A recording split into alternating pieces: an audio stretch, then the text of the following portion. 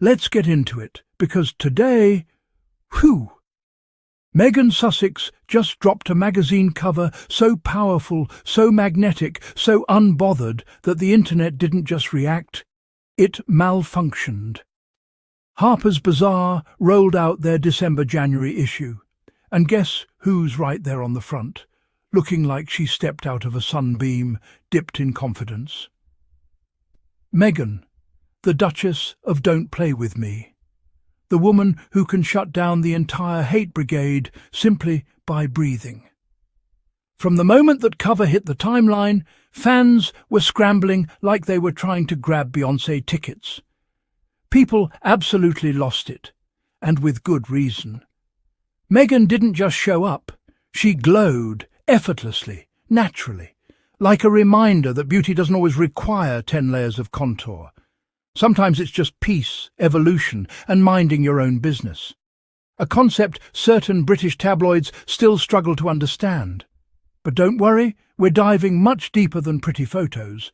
This Harper's Bazaar feature, whew, it's a whole experience. It's thoughtful, intimate, reflective, a genuine portrait of a woman who walked through fire, grew from it, and now waters gardens instead of wasting time on ashes. It's Meghan in her post-royal self-defined era, and every sentence feels intentional. The feature starts with Meghan at the La Brea tar pits in Los Angeles, not posing dramatically in front of fossils, but actually sitting down with a group of young girls from a STEM academy. Real conversations, real connection, no cameras needed for validation. This is what people always miss. Meghan shows up for girls the way she wishes the world had shown up for her when she was younger. She talks about her childhood, her challenges, her upbringing, even the funny little bits like her obsession with learning French through a language app. You know, a woman is grounded when she's glowing in couture one minute and talking about Duolingo streaks the next. One of her reflections in the feature hits you right in the chest, about how any woman can look at a young girl and see herself. And you can feel she means it. She remembers the uncertainty, the vulnerability, the pressure. She remembers growing up in Los Angeles during the 1992 riots, seeing chaos and fear in real time.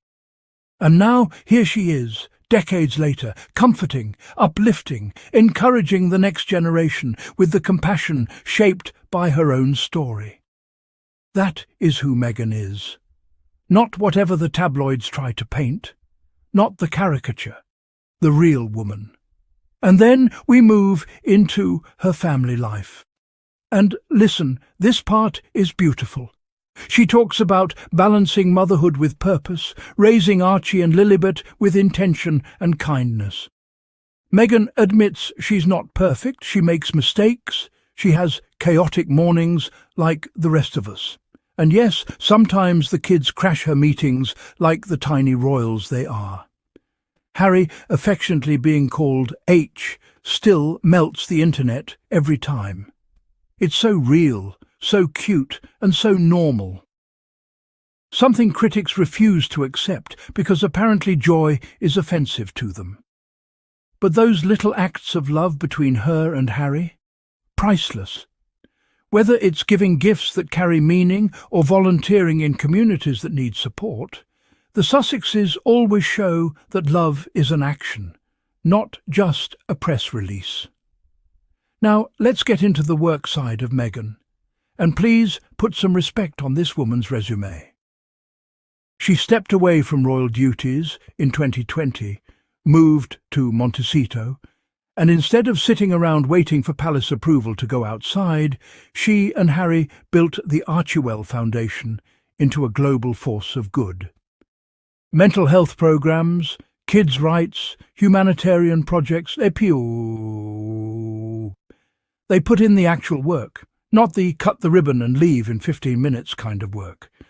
From being named Humanitarians of the Year to signing major deals that support their projects, Meghan is clearly operating on CEO mode. The lifestyle brand? A hit. The scented candles? Sold out. The preserves? People are still fighting in comment sections about when the next batch is coming. And the upcoming Netflix series With Love, Meghan? Honey, the girl is giving cozy, warm California holiday vibes. Perfect lighting, perfect energy, perfect Meghan. She even talks about work-life integration. Not balance, but integration. Having her office next to the kitchen so she can shift from mom mode to executive mode without losing connection to either. Fans call it genius. Critics call it unrealistic. And Meghan? She calls it Thursday. Now, here's the part that really made the internet scream. She addresses the pressure, the scrutiny, the biases, the things she's had to endure since she joined the royal family. But she doesn't dwell on the pain. She reframes it with wisdom. She says there's no point trying to be perfect because perfection isn't fun. And you know what? That one statement alone had people turning it into wallpaper backgrounds and TikTok audios overnight. It's honesty. It's rebellion. It's a message. Then Meghan talks about authenticity, about making decisions based on personal truth rather than public judgment. And that, my friends, was the mic drop. You could practically hear the sound of royal reporters choking on their tea bags. She also acknowledges the people who support her, Serena Williams, Kelly Zippin, reminding everyone that even strong women need a strong circle. And fans loved that, because Meghan has always celebrated others. Let's move into the visuals, because the photos from this feature? Dangerous. Meghan looks calm, elegant, serene. The type of serene that comes from healing, growth, and refusing to beef with people who are determined to misunderstand you. The shots include group photos with the girls at the tar pits, warm cappuccino moments from her South Africa trip, moody New York brownstone scenes, and outfits that belong in a museum. Cartier, the Row, Dior, but none of it outshines her natural presence. People online were saying she looks ageless. Some fans joked that she doesn't age because negativity can't thrive near her aura. Social media exploded. Outfit breakdowns, aesthetic quote graphics, memes, fan threads, support everywhere. And what stood out most was how overwhelmingly positive the reaction was. It wasn't gossip. It wasn't drama. It was admiration. People resonated with her words about embracing all sides of her life: motherhood, ambition, love, creativity, philanthropy, and not letting anyone force her into a single box. Meghan talks about having a multi-dimensional life, playing with her children, then stepping into big projects, then moving into philanthropy, then sharing joy with friends. That is the template for the modern woman. Not stress, not sacrifice, not performance, but intention. And the takeaway from this entire feature? Simple. Meghan is living honestly, authentically, unapologetically. She's not shrinking herself to suit criticism. She's not performing perfection.